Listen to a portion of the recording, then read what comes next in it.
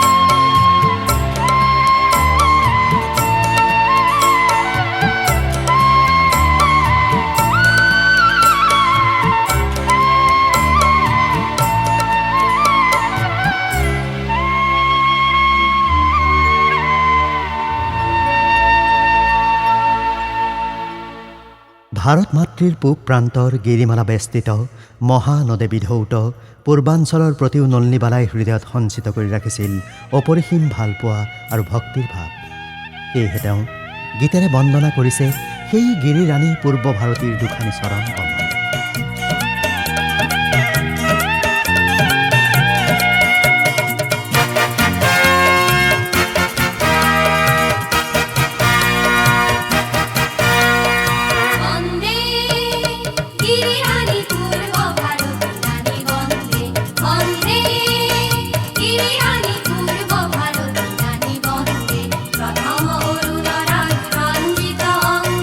পূৰ্বায়ুদয়া সন উদয়ত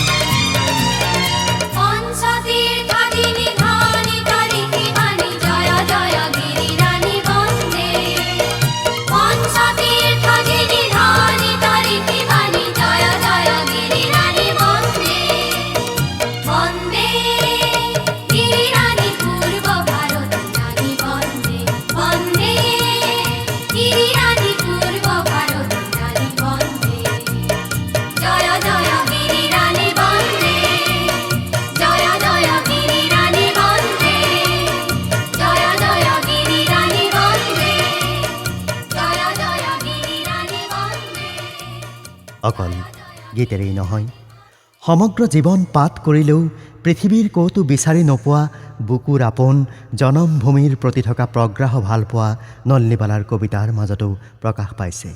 জীৱনৰ প্ৰথম পুৱাতে চকু মেলি দেখা পোৱা হিয়াৰ আপোন যি জন্মভূমিৰ বায়ুপানী সেৱন কৰি তেওঁ ডাঙৰ দীঘল হ'ল, সেই জন্মদাত্ৰীৰ প্ৰতি অকৃত্ৰিম স্নেহ আৰু সীমাহীন অনুৰাগ নিচিগা ধাৰেৰে বৈ আছে তেওঁৰ কবিতাৰ ছত্ৰে ছত্ৰে।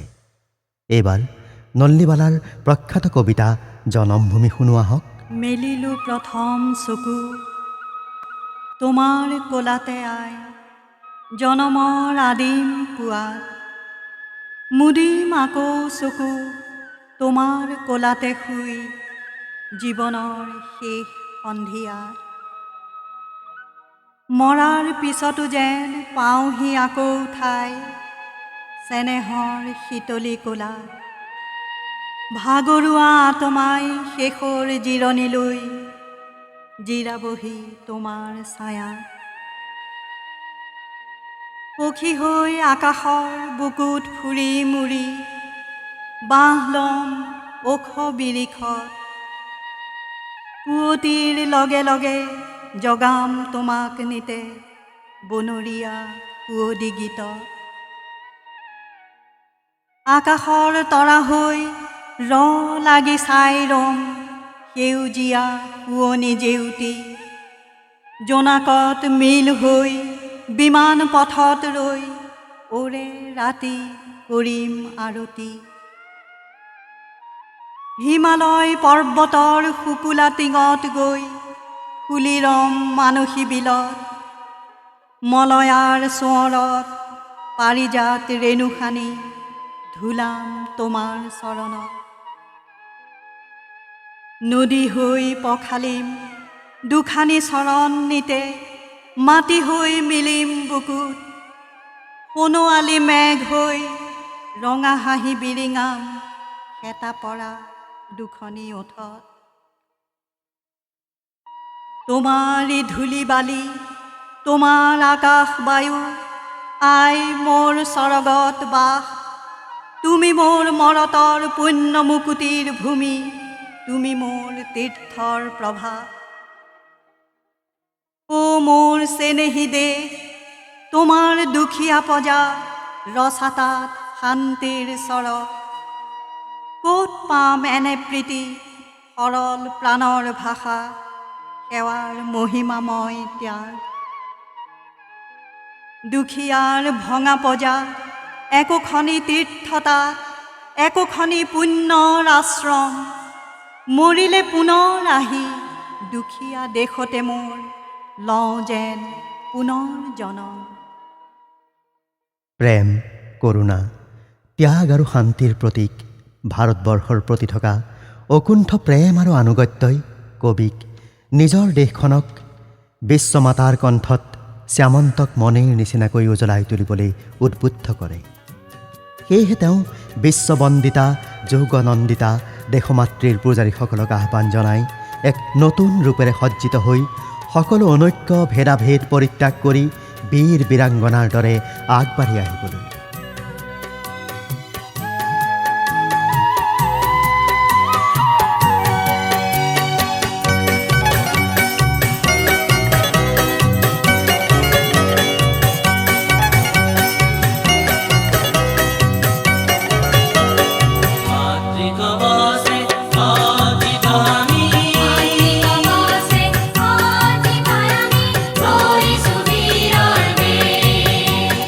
Glory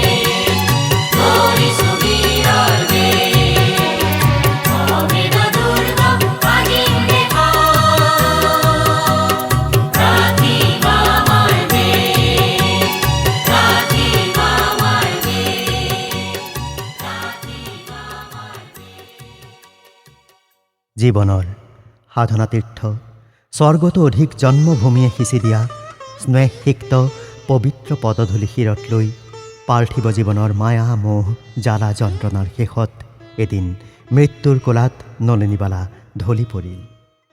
চিতাগ্নিত লীন হৈ গ'ল কবিৰ নশ্বৰ দেহ।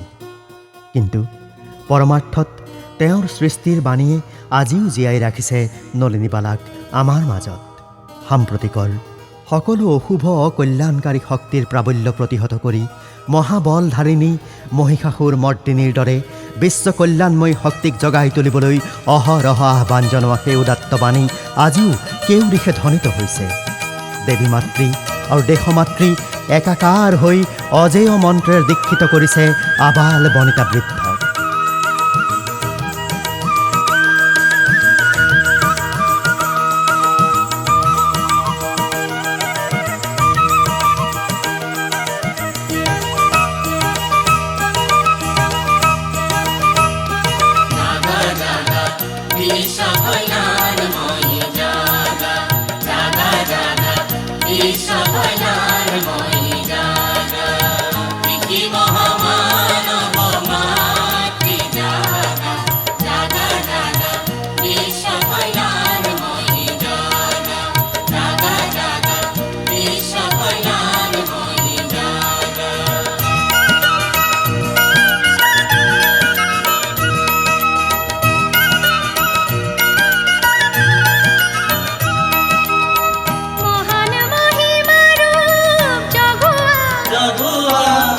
ভৈৰৱী গৌৰৱী গীত শুনোৱা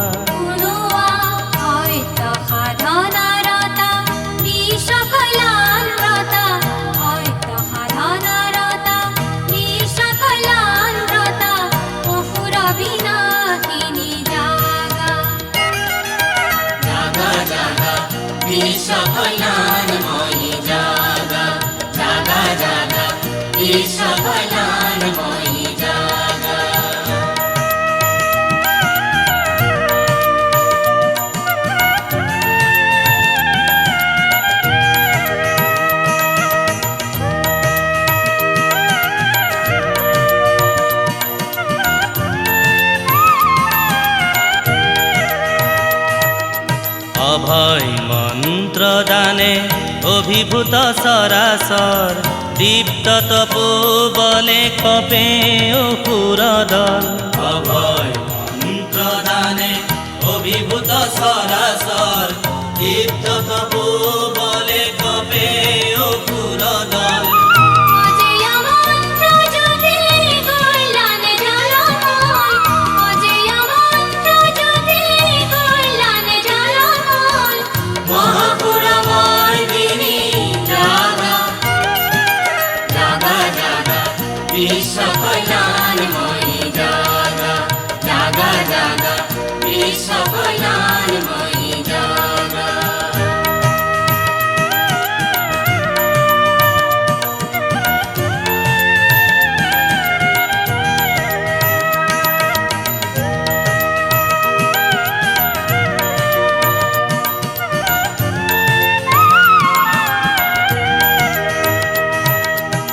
ত্রিভুবন কম্পিত হুঙ্কারে জাগা তপোবল ধারিণী জাগা জাগা।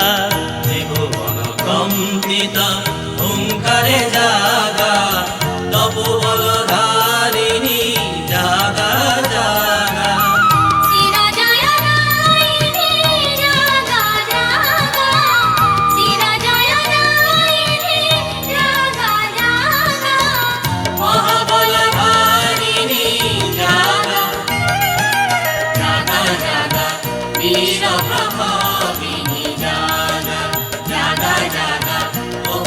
Vina